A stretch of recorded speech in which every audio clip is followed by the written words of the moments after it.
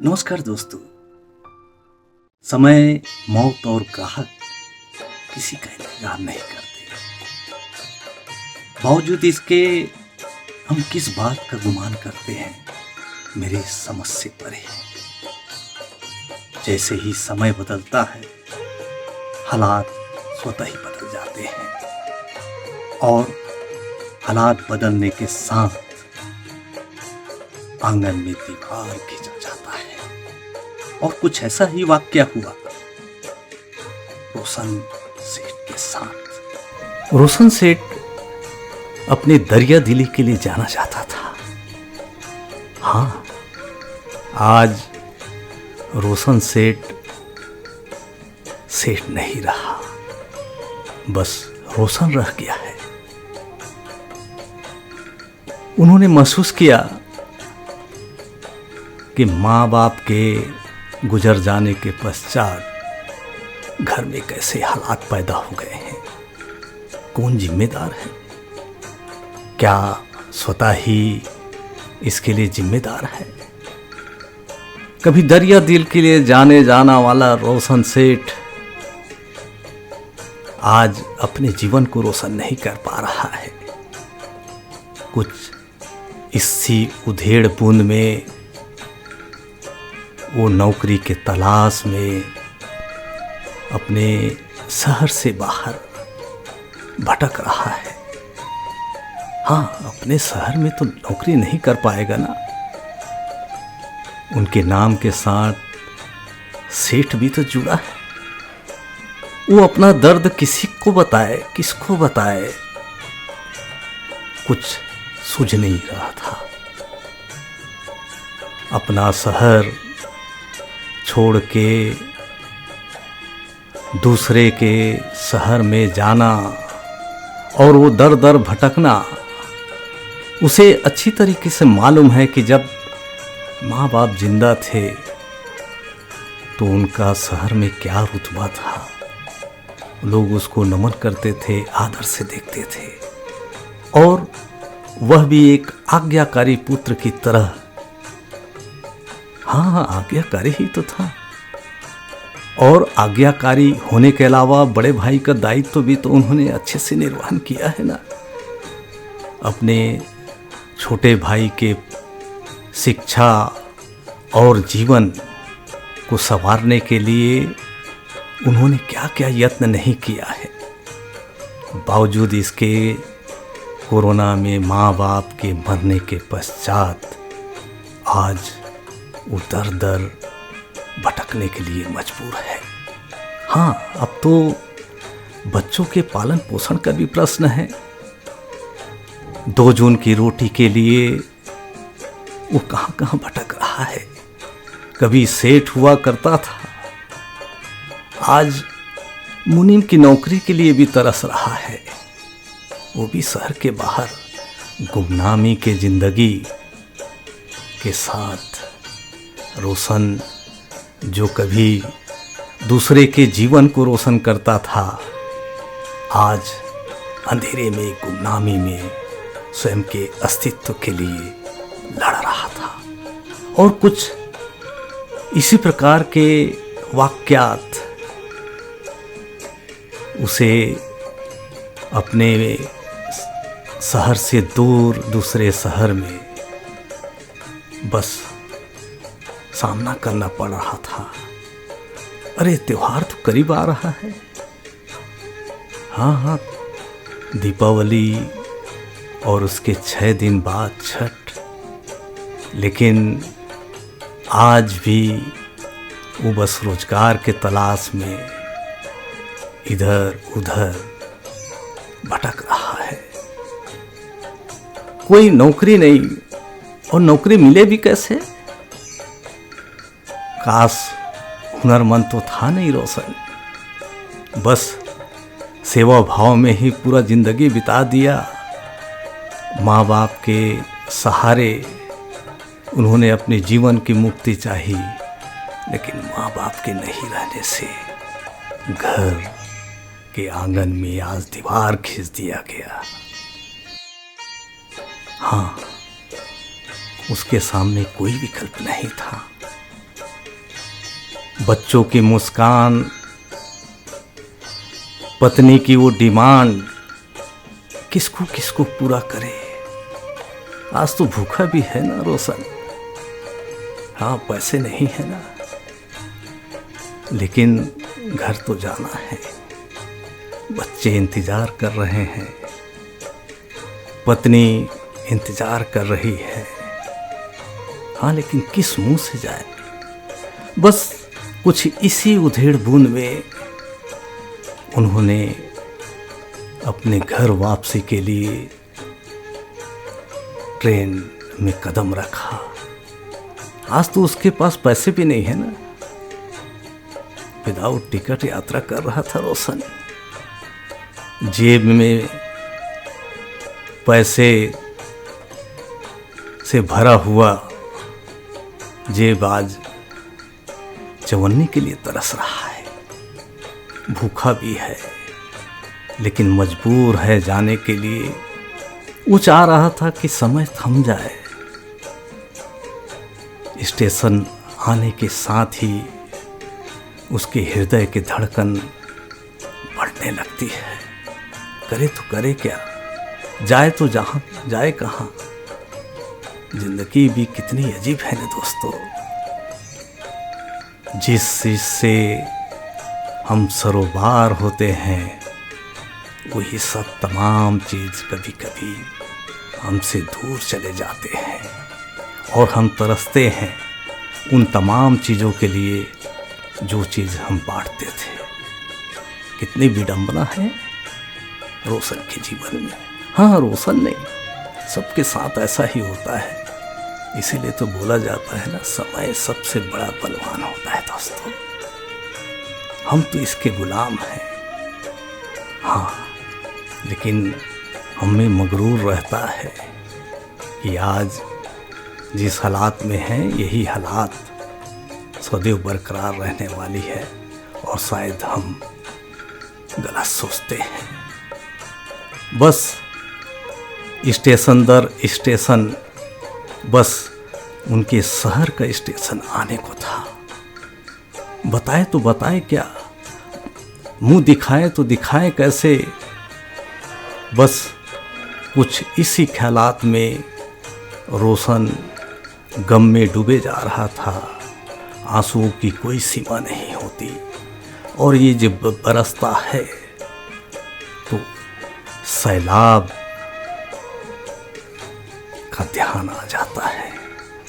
हाँ लेकिन रास्ता तो कुछ नहीं सूझ पा रहा था, कैसे जाएं कैसे बताएं।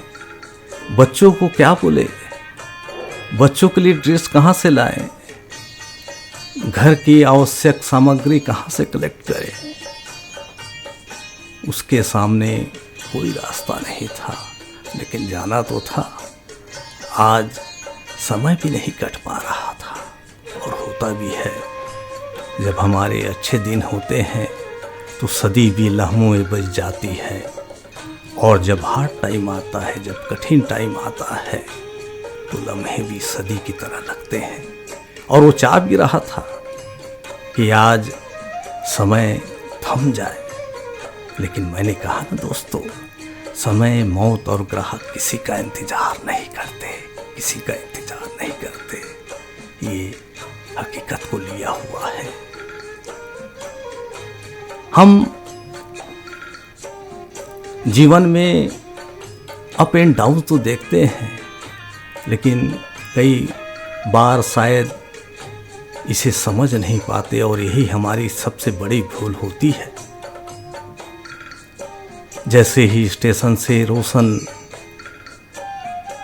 हाँ रोशन सेठ नहीं रहा अब। रोशन को मेन गेट से बाहर निकलना था, लेकिन टिकट तो था नहीं रोशन के पास। तो एन केन प्राकरण वो पीछे के गेट से बाहर निकला, और आमतौर पर उसे घर जाने में जल्दी होती थी, लेकिन आज कोई जल्दी नहीं है। वो चाह रहा था कि जितना देर हो जाए ताकि बच्चे सोए हुए मिले, तो कम से कम बच्चों की नज़रों से तो अपने आप को बचा सके। पत्नी को तो समझाया जा सकता है, लेकिन बच्चों को समझाए तो समझाएं कैसे। और यही जीवन की हकीकत है कि हम इस द्वंद्व में अपने आप को असहाय पाते हैं, क्योंकि हम आशाओं का केंद्र रहते हैं। और जब जब हमारे जीवन में किसी के आशा के केंद्र रहते हैं तो हमारी जिम्मेदारी और भी बढ़ जाती है, खास करके परिवार के लिए। बस पैसे तो थे नहीं उसके पास, बस पैदल ही निकल चला। हाँ, लेकिन आज उसे जाने में जरा भी जल्दी नहीं थी। बीच बीच चौराहे पर वो रुक जाता था, बैठ जाता था, ताकि समय को किल किया जा सके, समय को काटा जा सके। अंतोगतो वो घर के करीब पहुंचा। ना जाने क्यों मन में उदासी लिए, इसी उधेड़ बूंद में कि क्या बहाना बनाया जाए।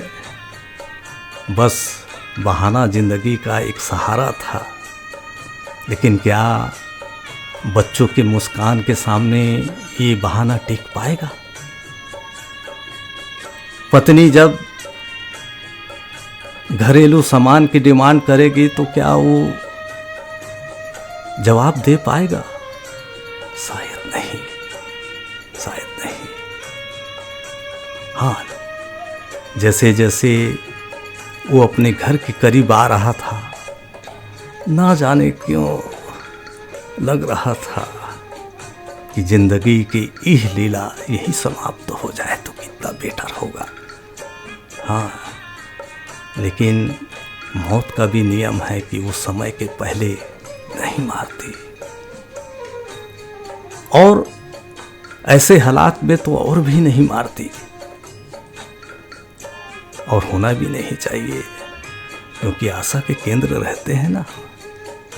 और खास करके बाप के इंतज़ार में पत्नी बाढ़ जोते रहती है अपने पति के लिए, और बच्चे बाढ़ जोते रहते हैं अपने बाप के लिए कि पापा कुछ न कुछ तो लाए होंगे। ये उलझन रोशन के लिए मन में और ही व्यथा को लिए हुए वो करे तो करे क्या, कुछ समझ नहीं आ रहा था। हाँ, लेकिन जैसे ही करीब पहुंचा तो देखा कि घर में लाइट प्रकाश से घर पूरा जगमगा रहा है। एक पल तो लगा जैसे वो शायद दूसरे के घर में आ गया है। अपने कदम फिर वापस खींचे, फिर वापस आया। हाँ, यही घर तो है शायद उसका। बुद्धि भी काम नहीं करती ना विपरीत स्थितियों में। कभी कभी खुशी का एहसास भी गम के एहसास में कितना अंतर पैदा करता है।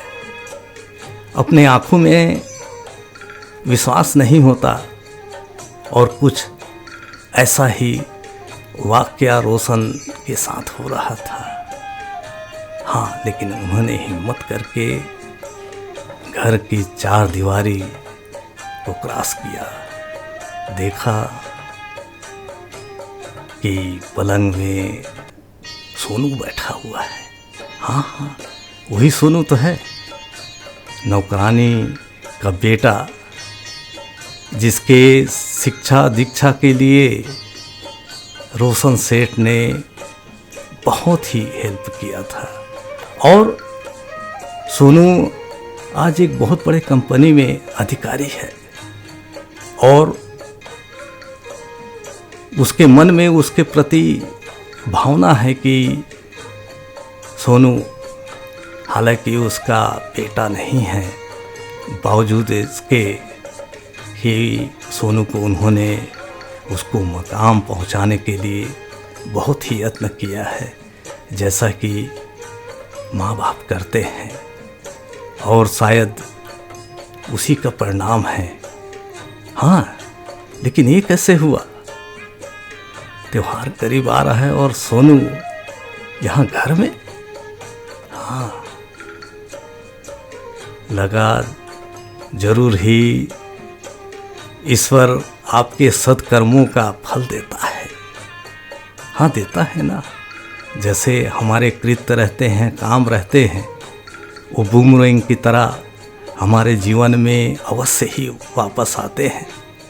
सोनू आज मिठाई के साथ, बच्चों के कपड़ों के साथ, घर के आवश्यक सामानों के साथ पूरा बैग एंड बैगेज लेके आया था। समझ नहीं आ रहा था रोशन को ये क्या हो रहा है। हाँ, कहीं छठ देवी की इच्छा तो नहीं है? छठ देवी ने सोनू के रूप में कहीं अपने दूत को तो उसके जीवन को रोशन करने के लिए नहीं भेजा है? कुछ ख्यालात जो सुखद अनुभूति देते थे रोशन को, बस रोशन के दिलो दिमाग में ये सब तमाम बातें उतर नहीं पा रही थी कि ये सब कैसे हुआ, क्यों हुआ, कब हुआ। हाँ, लेकिन भगवान की कृपा तो रहती है अच्छे कर्म करने वालों के साथ। और जब जब हम अपने जीवन में विपरीत परिस्थितियों को झेलते हैं तो अपने दूत को किसी न किसी शक्ल में अवश्य भेजता है, और रोशन के साथ भी यही हो रहा था। लक्ष्मी भी आई थी और साथ ही साथ छठ देवी ने पुत्र के शक्ल में अपने दूत को भेजा था, जो रोशन सेठ के जीवन को रोशन करने के लिए आया हुआ था। नमस्कार दोस्तों, अभी तक का सफ़र यही था। ये वीडियो आपको पसंद आए तो इसे शेयर और सब्सक्राइब अवश्य कीजिएगा।